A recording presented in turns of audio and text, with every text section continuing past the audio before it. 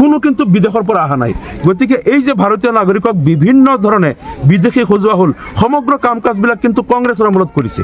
মই যিমান এই তথ্যবিলাক চালোঁ, গোটেইকেইটা কেছ ফৰেনাৰ ট্ৰাইব্যুনেলত তৰুণ গগৈ যেতিয়া অসমৰ মুখ্যমন্ত্ৰী, সংখ্যালঘুৰ বিৰোধী কংগ্ৰেছৰ দিনত এই গোটেইকেইটা ডাউটফুল বনোৱা আৰু এফটিত কেছ ৰেফাৰ কৰা গোটেইকেইটা যিমান তথ্য মই পাইছোঁ, গোটেইকেইটা কংগ্ৰেছৰ দিনত এই মানুহকেইটা এফটিত কেছ কৰা আৰু তেওঁলোকক ডিভোটাৰ সজোৱা আৰু এই গোটেই কাণ্ডবিলাক হৈছিল। গতিকে আজি এই কংগ্ৰেছে এই বনাই থৈ যোৱা ভাৰতীয় নাগৰিকক বিদেশী সজাই থোৱা এই কাণ্ডটোক এতিয়া বিজেপিয়ে এই মানুহখিনিক এতিয়া বলপূৰ্বক অসমৰ পৰা ডিপোৰ্ট কৰিব বিচাৰিছে। মই চেলেঞ্জ কৰিছোঁ যে তেওঁলোকৰ এজনো কিন্তু বাংলাদেশী নহয়, কাৰণ তেওঁলোকৰ ভাই ককাই সকলোখিনি ভাৰতীয়। কাৰোবাৰ নামৰ ভুল বা বয়সৰ 1 বছৰ কম বেছি চৰকাৰী অফিচাৰেই ভুল কৰে, বয়স লিখোঁতে নামৰ বানানত তেওঁলোকেই ভুল কৰে আৰু তাৰ ভুক্তভোগী হ'ব লাগে সেই ব্যক্তিজনক তেতিয়া তেওঁলোকে বিদেশী সজায়। গতিকে এনেকেই চক্ৰান্তমূলকভাৱে, ষড়যন্ত্ৰমূলকভাৱে ভাৰতীয় নাগৰিকক বিদেশী সজোৱা এই পৰম্পৰাটো বন্ধ হ'ব লাগে। আমি গৰিহণা দিছোঁ তৰুণ গগৈ কংগ্ৰেছ চৰকাৰক, তেওঁলোকে এই কাণ্ডটো কৰি থৈ আজি হাজাৰ আৰু তৰুণ গগৈ থাকোঁতেই লক্ষাধিক 1,23,000 মুছলমান মানুহক তেওঁ বিদেশী সজাই থৈ গৈছিল তৰুণ গগৈ জীয়াই থাকোঁতে, আৰু তাৰ পিছতো বিজেপি চৰকাৰে এই সংখ্যাটো আৰু বঢ়াইছে। গতিকে এই সমগ্ৰ বিজেপি আৰু কংগ্ৰেছৰ এই পাহা খেলত আজি ভুক্তভোগী হ'ব লগা হৈছে আমাৰ সংখ্যালঘু জনসাধাৰণ। তেওঁলোকে আজি নাগৰিকত্ব হৰুৱাই তেওঁলোকে আজি বহুতে নিজৰ পিতৃ মাতৃক হৰুৱাইছে, নিজৰ স্বামীক থৈ পেলাই, ল'ৰা ছোৱালী সন্তানক থৈ বিদেশত তেওঁলোকক বলপূৰ্বক কেইদিনমান আগতে আমি দেখিছিলোঁ কিছুমান লোকক বলপূৰ্বক বৰ্ডাৰ পাৰ কৰি থৈ আহিছিল, তাৰপিছত আকৌ কিছুমানক ঘূৰাই আনিব লগা হ'ল। ইয়াতো মই দেখিছোঁ যে আমাৰ আহেদা খাতুনে তেওঁলোকে ইতিমধ্যে সুপ্ৰিম কোৰ্ট কৰিছে, সুপ্ৰিম কোৰ্টত কেছ চলি থকা অৱস্থাত কোনো পৰ্যায়ে ডিপোৰ্ট কৰিব নোৱাৰে। কেনেকৈ তেওঁ ডিপোৰ্টেশ্যনৰ অৰ্ডাৰটো আহিল? গতিকে এইবিলাক সম্পূৰ্ণ অনিয়মৰ মাজেৰে কৰি আছে। একমাত্ৰ ভোটৰ স্বাৰ্থত কংগ্ৰেছে এই নিকৃষ্ট গেমটো খেলিছিল আৰু বৰ্তমান বিজেপিয়েও একেটা গেম খেলি আছে। কংগ্ৰেছ আৰু বিজেপিৰ ক্ষমতা দখলৰ এই যুদ্ধত আজি নিষ্পেষিত হৈ আছে সংখ্যালঘু জনসাধাৰণ। আমি গৰিহণা দিছোঁ আৰু এনেধৰণৰ নিকৃষ্ট ৰাজনীতি নকৰিবলৈ কংগ্ৰেছ বিজেপি সকলোকে আমি সকীয়াই দিছোঁ। পৰৱৰ্তী পদক্ষেপ কি হ'ব? আমি এইখিনিক লৈ আমি গোটেইখিনি তথ্যবিলাক সংগ্ৰহ কৰি আছোঁ।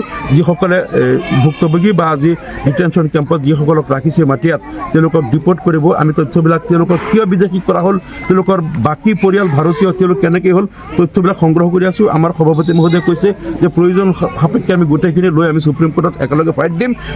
মুঠৰ ওপৰত ন্যায় পাবই লাগিব। আৰু এটা কথা আপোনাক কৈ আছোঁ যে এই যে কোনোবা ভোটাৰ লিষ্টত কাৰোবাৰ যিটো বয়স 5 বছৰ পিছৰ বয়সটোত 1 বছৰ কম বেছি বা যিবিলাক অনিয়ম ওলাইছে, আজি এই তেওঁলোকৰ নামত কেছ হৈছে কাৰণে এইবিলাক খুচৰি কিবা এটা বাহানা উলিয়াইছে। কোনো কিন্তু বিদেশৰ পৰা অহা নাই। গতিকে এই যে ভাৰতীয় নাগৰিকক বিভিন্ন ধৰণে বিদেশী সজোৱা হ'ল, সমগ্ৰ কাম কাজবিলাক কিন্তু কংগ্ৰেছৰ আমলত কৰিছে। মই যিমান এই তথ্যবিলাক চালোঁ, গোটেইকেইটা কেছ ফৰেনাৰ ট্ৰাইব্যুনেলত তৰুণ গগৈ যেতিয়া অসমৰ মুখ্যমন্ত্ৰী, সংখ্যালঘুৰ বিৰোধী কংগ্ৰেছৰ দিনত এই গোটেইকেইটা ডাউটফুল বনোৱা আৰু এফটিত কেছ ৰেফাৰ কৰা গোটেইকেইটা যিমান তথ্য মই পাইছোঁ, গোটেইকেইটা কংগ্ৰেছৰ দিনত এই মানুহকেইটা এফটিত কেছ কৰা আৰু তেওঁলোকক ডিভোটাৰ সজোৱা আৰু এই গোটেই কাণ্ডবিলাক হৈছিল।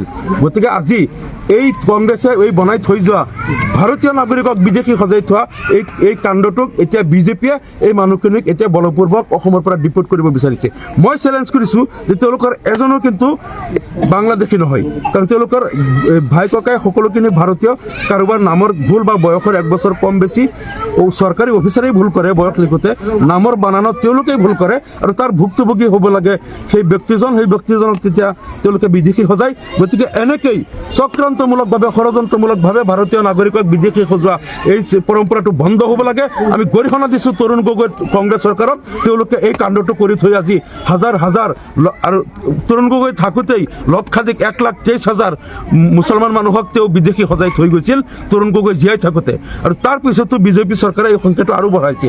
গতিকে এই সমগ্ৰ বিজেপি আৰু কংগ্ৰেছৰ এই পাহা খেলত আজি ভুক্তভোগী হ'ব লগা হৈছে আমাৰ সংখ্যালঘু জনসাধাৰণ। তেওঁলোকে আজি নাগৰিকত্ব হৰুৱাই তেওঁলোকে আজি বহুতে নিজৰ পিতৃ মাতৃক হৰুৱাইছে, নিজৰ স্বামীক থৈ পেলাই, ল'ৰা ছোৱালী সন্তানক থৈ বিদেশত তেওঁলোকক বলপূৰ্বক কেইদিনমান আগতে আমি দেখিছিলোঁ কিছুমান লোকক বলপূৰ্বক বৰ্ডাৰ পাৰ কৰি থৈ আহিছিল, তাৰপিছত আকৌ কিছুমানক ঘূৰাই আনিব লগা হ'ল। ইয়াতো মই দেখিছোঁ যে আমাৰ আহেদা খাতুনে তেওঁলোকে ইতিমধ্যে সুপ্ৰিম কোৰ্ট কৰিছে, সুপ্ৰিম কোৰ্টত কেছ চলি থকা অৱস্থাত কোনো পৰ্যায়ে ডিপোৰ্ট কৰিব নোৱাৰে। কেনেকৈ তেওঁ ডিপোৰ্টেশ্যনৰ অৰ্ডাৰটো আহিল? গতিকে এইবিলাক সম্পূৰ্ণ অনিয়মৰ মাজেৰে কৰি আছে। একমাত্ৰ ভোটৰ স্বাৰ্থত কংগ্ৰেছে এই নিকৃষ্ট গেমটো খেলিছিল আৰু বৰ্তমান বিজেপিয়েও একেটা গেম খেলি আছে। কংগ্ৰেছ আৰু বিজেপিৰ ক্ষমতা দখলৰ যিসকলৰ এই যুদ্ধত আজি নিষ্পেষিত হৈ আছে সংখ্যালঘু জনসাধাৰণ, আমি গৰিহণা দিছোঁ আৰু এনেধৰণৰ নিকৃষ্ট ৰাজনীতি নকৰিবলৈ কংগ্ৰেছ বিজেপি সকলোকে আমি সকীয়াই দিছোঁ। এআইডিএফৰ পৰৱৰ্তী পদক্ষেপ কি হ'ব? আমি এইখিনিক লৈ আমি গোটেইখিনি তথ্যবিলাক সংগ্ৰহ কৰি আছোঁ। যিসকলে ভুক্তভোগী বা আজি ডিটেনশ্যন কেম্পত যিসকলক ৰাখিছে মাটিয়াত তেওঁলোকক ডিপৰ্ট কৰিব। আমি তথ্যবিলাক তেওঁলোকক কিয় বিদেশী কৰা হ'ল, তেওঁলোকৰ বাকী পৰিয়াল ভাৰতীয় তেওঁলোক কেনেকৈ হ'ল, তথ্যবিলাক সংগ্ৰহ কৰি আছোঁ। আমাৰ সভাপতি মহোদয়ে কৈছে যে প্ৰয়োজন সাপেক্ষে আমি গোটেইখিনি লৈ আমি সুপ্ৰিম কোৰ্টত একেলগে ফাইট দিম। মুঠৰ ওপৰত ন্যায় পাবই লাগিব। আৰু এটা কথা আপোনাক কৈ আছোঁ যে এই যে কোনোবা ভোটাৰ লিষ্টত কাৰোবাৰ যিটো বয়স 5 বছৰ পিছৰ বয়সটোত 1 বছৰ কম বেছি বা যিবিলাক অনিয়ম ওলাইছে, আজি এই তেওঁলোকৰ নামত কেছ হৈছে কাৰণে এইবিলাক খুচৰি কিবা এটা বাহানা উলিয়াইছে।